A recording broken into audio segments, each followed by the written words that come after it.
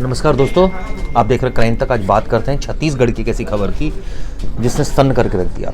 एक बदमाश ने 6 टुकड़े किए एक महिला के, और ऐसे में ऑब्वियसली अब उसके खिलाफ जांच चल रही है। लेकिन जिस तरह से ये पूरा मामला सामने है, इसने श्रद्धा मर्डर केस और ऐसे तमाम केसेस की याद दिलाई जिसमें महिलाओं के साथ अत्याचार हुआ और उनके कई टुकड़े किए गए। बिल्कुल। और इस केस की मैं डिटेल बताना चाहूँगा। चिराग जी, पुलिस को पता नहीं चलता कि इसने 6 टुकड़े करके टंकी में छुपा के रखा है। उसका केस भी नहीं था कोई मर्डर, मतलब कोई मर्डर केस या लड़की की गुमशुदगी होने का केस, कुछ भी नहीं था।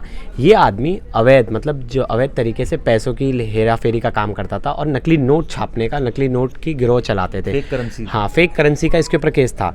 तो पुलिस ने इस पर केस फाइल था, तो पुलिस इसके घर पे गई रेड करने के लिए। रेड करने में पता चला कि घर में बदबू आ रही है, तो पुलिस ने यहाँ ताका झाकी की। तब पता चला कि टाँकी से बदबू आ रही। टाँकी में जब देखा गया तो एक महिला की बॉडी पार्ट से 6 टुकड़ों में जो है उनके बॉडी पार्ट्स को वहाँ रखा गया, मर गई है। बाद में पुलिस पूछताछ की पुलिस ने, तो पता चला कि वो आरोपी की पत्नी है जिससे उसने 5 साल पहले शादी की थी, लव मैरिज की थी। 2 बच्चे हैं इनके। अब लड़की 2 महीने पहले मार दिया था। 5 जनवरी को इसने उस औरत की हत्या कर दी थी और तब से बॉडी के पार्ट्स को वहाँ छुपा के रखा था सिंटेक्स की टाँकी में पानी के। आसपास वाले को भी भनक नहीं थी क्योंकि आसपास के लोगों से कम मतलब रखते थे। वो ठीक है, बच्चे कहाँ थे उस समय? हाँ, इसने बच्चे को अपने घर पे छोड़ दिया था, दादा दादी के पास। और इसने ये बात का, इसके मैके वालों ने, लड़की के घर वालों ने उसकी खोजबीन इसलिए नहीं की थी कि लव मैरिज किए थे, तो घर वालों ने पूरा कट ऑफ कर दिया था। हाँ बिल्कुल, बातचीत जैसे हमने हाँ बिल्कुल कट ऑफ हो गया था, पूरी तरह कट ऑफ था। कुछ भी बातचीत नहीं थी, कुछ नहीं थी। और आपको बताना चाहूँगा, लव मैरिज होने के बावजूद इस आदमी को उसके चरित्र पर शक था कि ये किसी से बात करती है, किसी से इसका कुछ चल रहा है, अफेयर है। इस शक में बस उसने इससे बात मत कर बोला, और उसने बोला कि नहीं, मैं तो किससे बात नहीं करती, हो तो मेरे पास फेसबुक का फ्रेंड है। एक नॉर्मल सी चैट पढ़ने के बाद, मतलब उसमें ऐसा कुछ भी नहीं था क्योंकि वो चैट भी सामने आई, उसमें ऐसा कुछ भी नहीं था, जिसके बाद उसने अपनी पत्नी की हत्या कर दी। और हत्या करने के बाद क्रिमिनल माइंड था क्योंकि अवैध काम कर ही रहा था, बहुत सारी चीज़ें कर ही रहा था, तो क्रिमिनल माइंड था, तो उसके लिए करना भी कोई बड़ी बात नहीं थी। मारने के बाद उसने वही आरी से कट किया बॉडी पार्ट्स, पहले मार दिया। मारने के बाद उसे समझा कि अब तो ये मर गई है, अब इसको कैसे डिस्पोज करें, तो पॉलीथीन में बांध के टंकी में फेंक दिया। तो देखिए कितनी ज़्यादा दर्दनाक वाक़या है। 2 महीने के बाद इस केस का पता चलता है। अब सबसे बड़ी बात तो है ना प्रवेश, पता तब चला जब पुलिस वहाँ पहुंची और दूसरे केस की तफ्तीश के सिलसिले में बिल्कुल पहुंची। तो बिल्कुल नहीं पता, समझे नहीं, तो ऐसे में पुलिस को दोष तो नहीं दिया जा सकता। बिल्कुल नहीं। हाँ, अब घर के अंदर ही मर्डर हुआ है, 4 दीवारी के अंदर मर्डर हुआ है, तो ऐसे में तो किसी को कोई मुखबरी होने का सवाल ही नहीं पैदा। लेकिन आप ये देखिए, इस केस ने फिर वही चीज़ क्लियर कर दी है कि किस तरह से ग्रूसम मर्डर्स हो रहे हैं और शादी। और देखिए, लव मैरिज था, ऐसा कहा जा रहा था। 10 साल पहले मिले थे ये, 10 साल पुरानी दोस्ती थी ये। 5 साल पहले इन्होंने शादी की थी, इनके 2 बच्चे थे, मतलब रिलेशन, मतलब अब ये लेवल पे आके आपको विश्वास नहीं हो रहा है, या आपको उस बात का शक हो रहा है कि आप, मेरी वाइफ मुझे चीट कर रही है।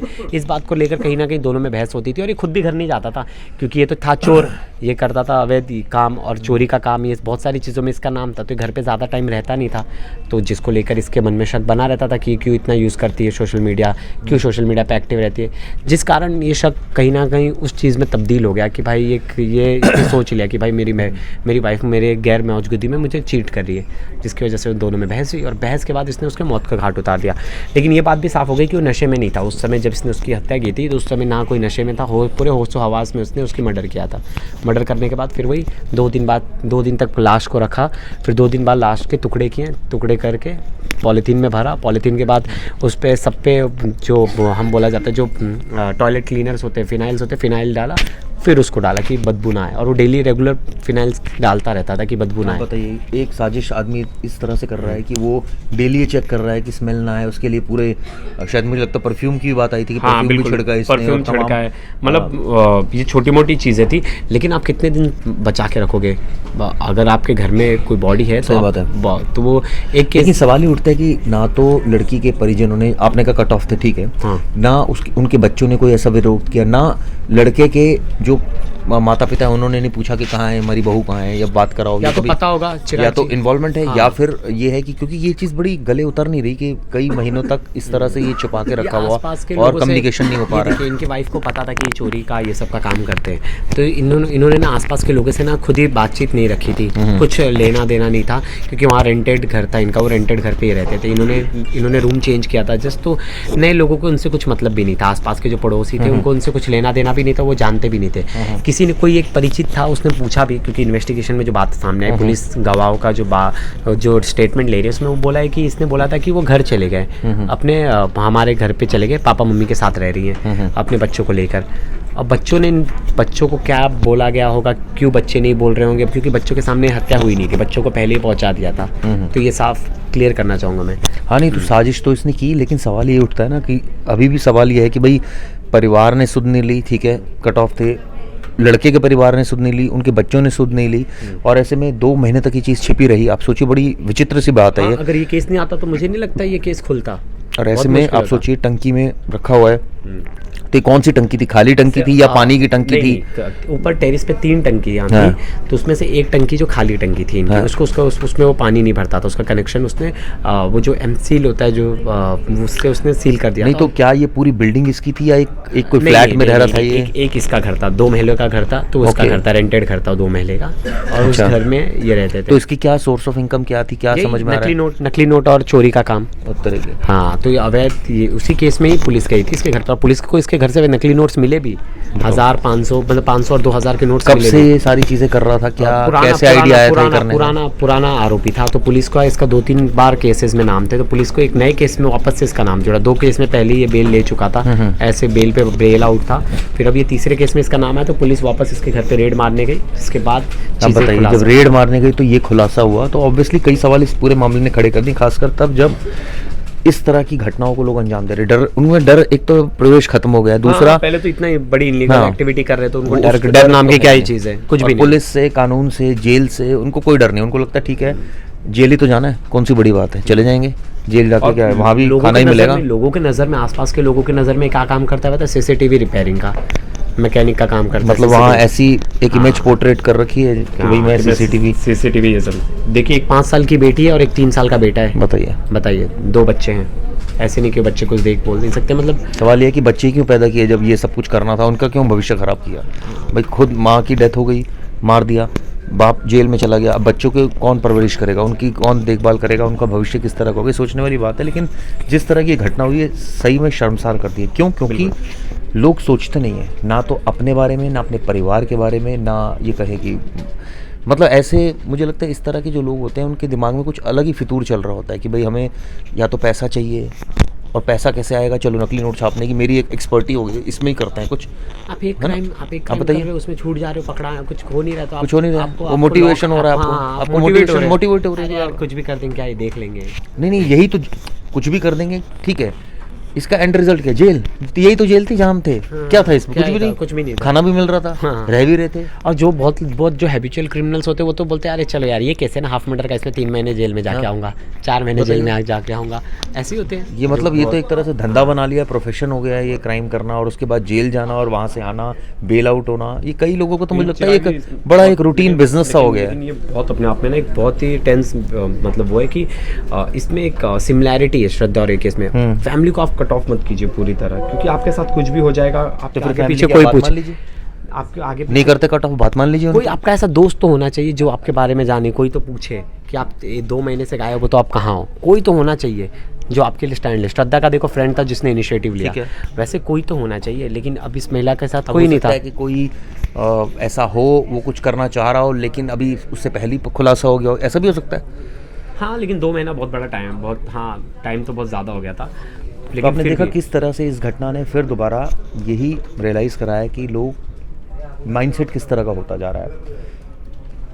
पैसों की चाहत, या ये कहें कि शॉर्टकट्स, मल्टीपल रिलेशनशिप्स, जेल जाने का डर नहीं, कानून का कोई डर नहीं, सज़ा का कोई डर नहीं, मोटी करने का कोई डर नहीं।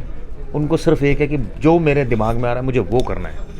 तो ये तो मुझे लग रहा है बड़े जीनियस माइंड है इनको। तो दूसरी, अगर ये माइंड कंस्ट्रक्टिव वे में चले तो सोचिए कितना आगे जाएगा। ऐसे लोग का, एक बार सुनील सर ने इस पर बताया भी था कि ऐसे लोग के क्या, ऐसे लोगों का प्रॉब्लम क्या होता है। एक बार मैं उनसे भी जानना चाहूँगा कि ऐसे क्रिमिनल्स क्यों ज़्यादा कैसे। सुनील भाई से बात करते हैं इस बाबत। सुनील भाई, ये जो क्रिमिनल्स, इस तरह के क्रिमिनल्स हैं, खासकर जेल जाने का उनको डर नहीं है, मर्डर करने का उनको डर नहीं है, बोटी करने का उनको डर नहीं है, नकली नोट छापने का उनको डर नहीं है, बच्चों की परवरिश कैसे हुई उनको कोई डर नहीं है। वो एक अलग ही जीवन जी रहे हैं।